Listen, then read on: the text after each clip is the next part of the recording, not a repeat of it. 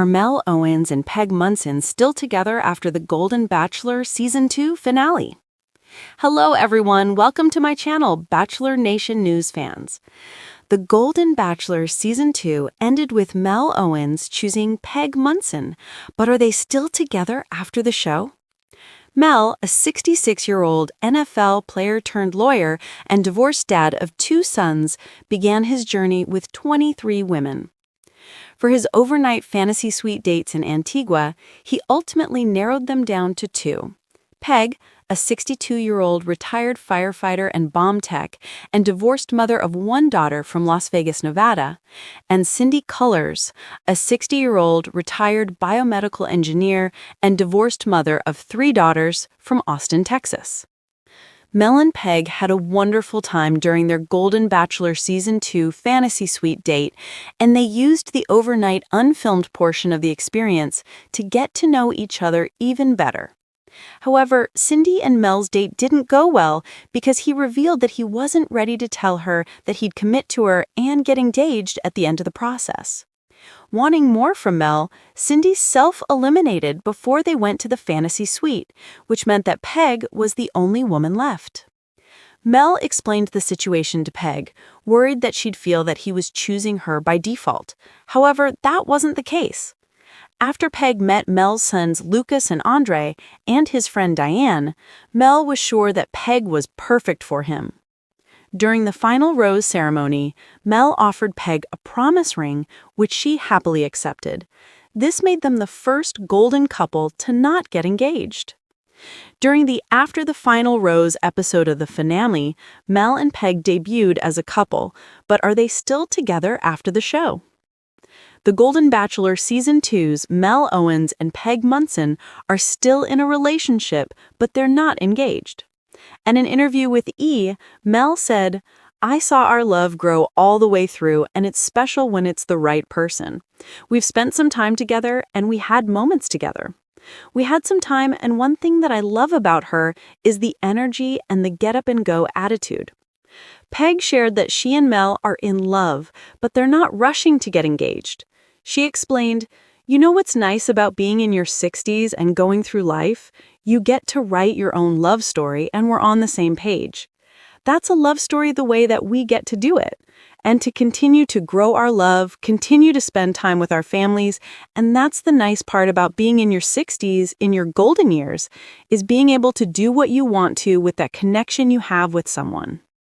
During the After the Final Rose episode, Mel and Peg revealed that they'd be traveling soon and will be attending the Super Bowl in California in February. In addition, the show gifted them a trip to Napa Valley, California. In an Instagram post, Peg shared a glimpse into her and Mel's life together after the show. In a video montage titled, "What We Are Doing Now," Mel and Peg were seen hanging out at a pool, squirting each other with water guns, talking, and kissing. The post was set to Casey and the Sunshine Band's "Keep It Comin' Love," a nod to their one-on-one date during which they attended the band's concert. Peg's caption read, "Happiness looks a lot like this, splashing, laughing, and loving every moment together.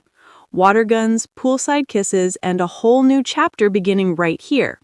Here's to love that feels light, joyful, and real. We can't wait to share more adventures with you all. Hashtag Peg and Mel, hashtag Golden Love, hashtag Forever Feels Like This, hashtag Pool Day Fun, hashtag Happily Ever After, hashtag Golden Bachelor, hashtag Love Wins, hashtag Joyful Love, hashtag New Beginnings." Mel and Peg's Golden Bachelor journey. Mel and Peg had a beautiful relationship during the Golden Bachelor Season 2. She first caught his attention on premiere night when she arrived in bomb squad gear, telling him to stay back because a bomb was about to detonate. However, her love bomb malfunctioned, and they ended up laughing and hugging instead. During their one-on-one date, Mel and Peg had a magical time at the Orange County Fair, during which they played carnival games, danced the night away at the Casey and the Sunshine Band concert, and bonded about their divorces. Peg's hometown date was also very memorable, and she even told her mother that she would accept a proposal from Mel if he asked her to marry him at the end of the process. Peg and Mel's fantasy suite date was fun and exciting, as they spent the day riding in a dune buggy and then had a wonderful time at dinner. The overnight portion of their date seemed to be a success because they were very comfortable with each other the next morning as they had breakfast in bed. It was clear that Mel was falling for Peg, and she felt the same way about him, but they were both cautious along the way. During the Golden Bachelor Season 2, Peg told Mel on her hometown date that she wasn't looking for fireworks, but rather a fireplace. This is because fireworks burn out quickly, but a fireplace is a slow burn. Hopefully, Mel and Peg's love will continue to grow and they'll eventually get engaged and married. But no matter what label they put on their relationship, it seems that they are perfect for each other, so they really will live happily ever after. The Golden Bachelor Season 2 finale, the world buzzed with one question. Are Mel Owens and Peg Munson still together?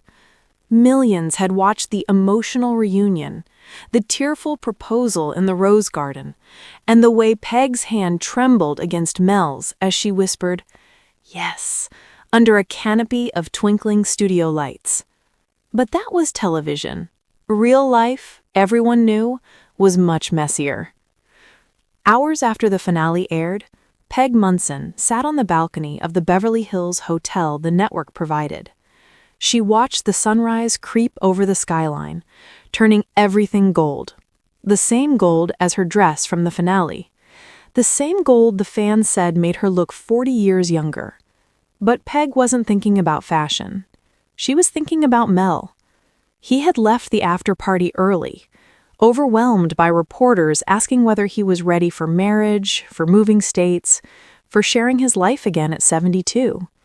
Peg noticed he faked a smile each time. She'd known him long enough to see what others missed. That man wanted to run. Peg sighed, hugging her knees. "Please don't run from me, Mel." Mel Owens, meanwhile, was downstairs in the hotel lobby, pacing like a teenager about to confess a crime. "Sir, do you need something?" the concierge asked gently. "Yes," Mel muttered. "Courage." Clutching a small velvet box, not a ring, but something even more sentimental, Mel stepped into the elevator. He hadn't run, not this time, not from Peg. When he knocked on her suite door, Peg opened it wearing a messy bun, an oversized robe, and zero makeup. She looked nothing like the glamorous woman from the finale.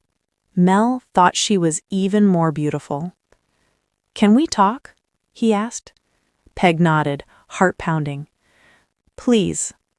They sat across from each other on the couch, like two people who had loved and lost enough to know honesty mattered more than anything. Mel took her hand.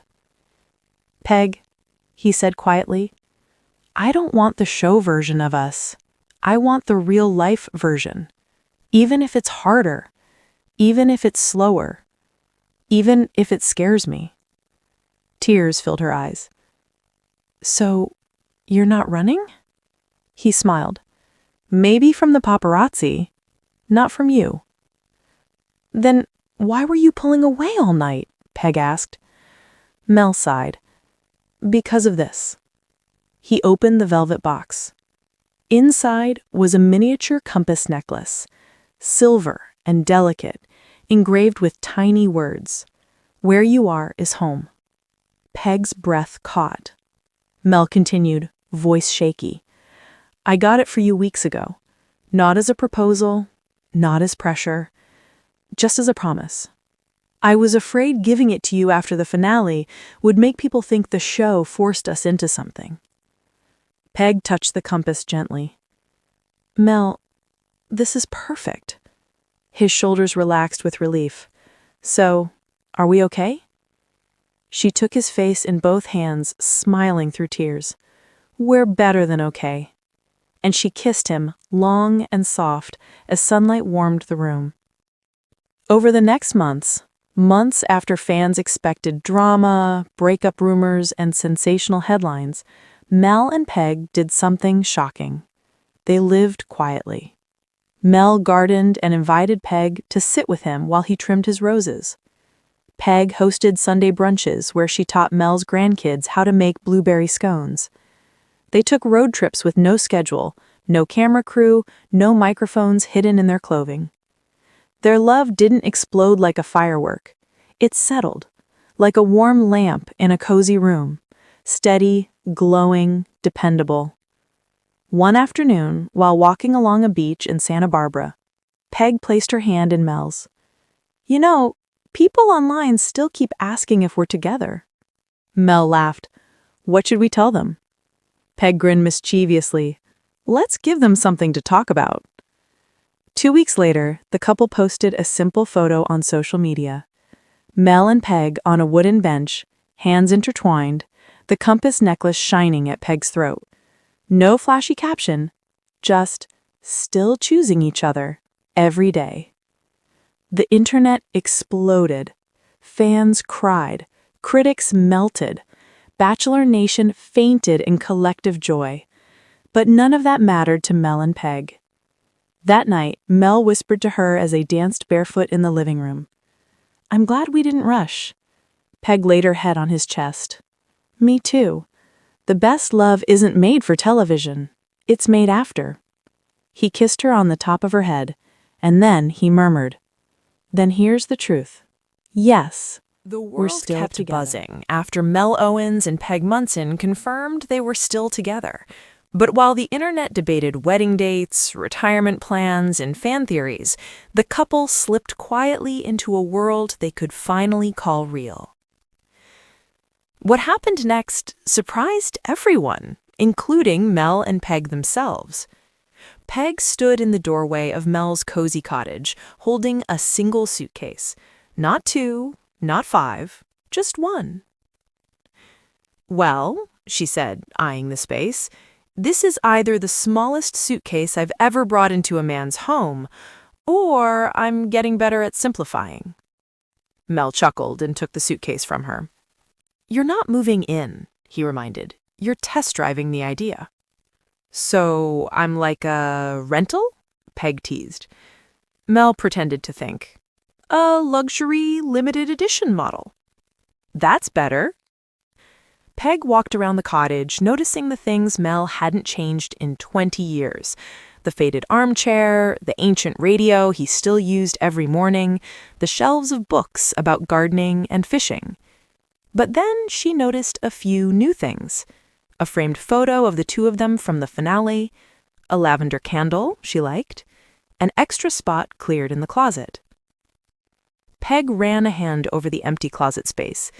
"You really made room for me," she whispered. Mel kissed the top of her head. "There's always been room for you." It happened on a rainy Wednesday afternoon. Mel wanted to watch his classic westerns. Peg wanted to reorganize the whole house top to bottom.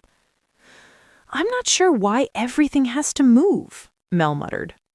Peg placed her hands on her hips. "Because your spices are alphabetized, but your socks are not, and that bothers me."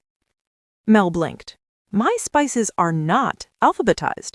Peg opened the cabinet. "Oh, paprika, parsley, pepper, rosemary?" Mel scratched his head. "Okay, maybe I did that. But the sock drawer is fine. It's chaos. It's comfortable chaos." Peg sighed dramatically. "Mel, living together means adjusting, compromising, bending a little. Mel, it also means accepting each other's quirks." They stood, frozen, staring each other down. For a moment, both wondered whether this was the kind of argument that ended Golden Bachelor relationships.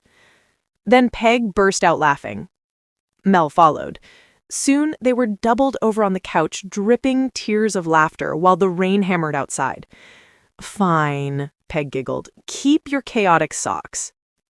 Mel pointed at her playfully, "And you keep your alphabetized spices." They sealed the deal with a kiss.